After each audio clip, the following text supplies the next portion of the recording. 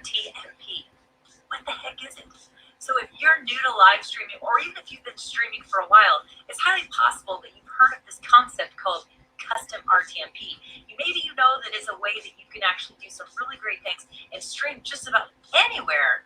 But still, what is RTMP? Maybe even you've been inside of a streaming software like ours here at StreamYard, and you see RTMP as an option for where you can stream. And again, what is this custom RTMP thing? Well, today, let's break it down.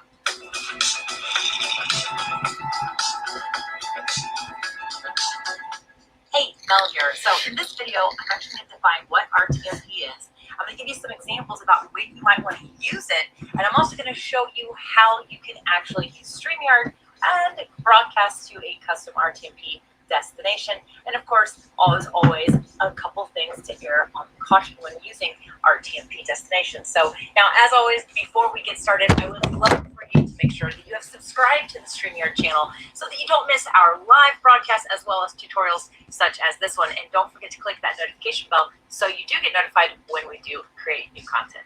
Now, let's start at the beginning. What does RTMP stand for? It stands for Real-Time Messaging Protocol. Now, we're not going to get too technical in this video, but it is good to know enough to be dangerous. So really what this is it's a way to transmit audio, video, and data from one creating source to an output source. So a very easy, obvious example would be StreamYard is transmitting data, audio, and video to platforms such as Facebook, YouTube, LinkedIn, Twitch, and Twitter. Now, StreamYard actually makes this extremely easy where we don't even really need to worry about RTMP.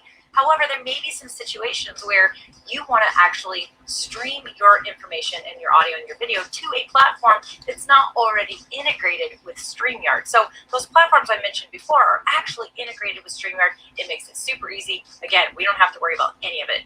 But if you wanted to create a broadcast and stream it to, for example, Vimeo, or even Microsoft Teams, for example, there are live events inside Microsoft Teams. These are not currently integrated with StreamYard or even many other platforms.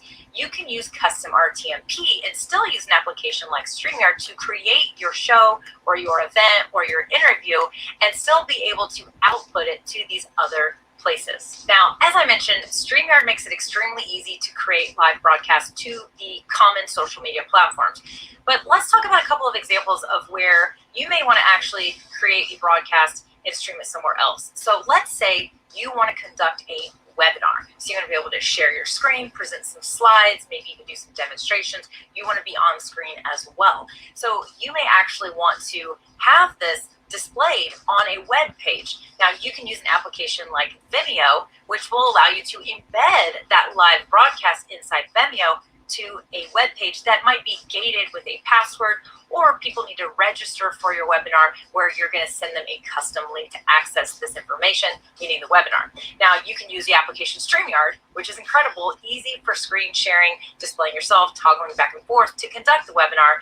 You would use RTMP to stream it to Vimeo, and then you would use the embed code that Vimeo provides to you to put onto your website for your webinar to be displayed. Now, another example could be that you're hosting a live event inside of your business or your company, or you're using Microsoft Teams. Microsoft Teams will also allow you to use StreamYard to create an amazing production that would then be displayed inside of your Microsoft Teams event because you're using the RTMP function. So another example that's becoming very popular is Amazon Live. You can use StreamYard and the RTMP function to actually produce your show, produce your live stream that is going to be displayed on Amazon Live. Okay, you might be wondering at this point, Mel, why wouldn't I just use those applications to create the broadcast inside of those applications natively? Well, StreamYard has some features that you might want to consider, that you might want to use, that will help you create an amazing broadcast. For example, you can bring people into the video production as interviews. You can actually have a whole panel discussion. You can change and toggle the views of how those people in your panel look. You can share your screen. You can play videos inside of the stream natively from your computer, or you can even pre-upload them into StreamYard for ease. Now, there are other features and functions that you might want to be using from StreamYard to create an amazing experience, which is the whole reason why you may want to say, hey, I want to create this really great show inside StreamYard. but I want to stream it to this outside destination. Now, we've got a really great blog article that goes into a lot more technical detail about RTMP, what it is, about stream keys and all the things. So if you want to read more about those aspects, I would highly recommend you check it out. We'll make sure we have a link to that in the description. Now, next, I want to show you how to actually use the RTMP function with StreamYard. Okay, here we are inside of your StreamYard dashboard. Now, we're going to go to our destinations, and we're going to be adding a new destination. Now you're going to notice we have our integrated options already in here, but we also have the custom RTMP option.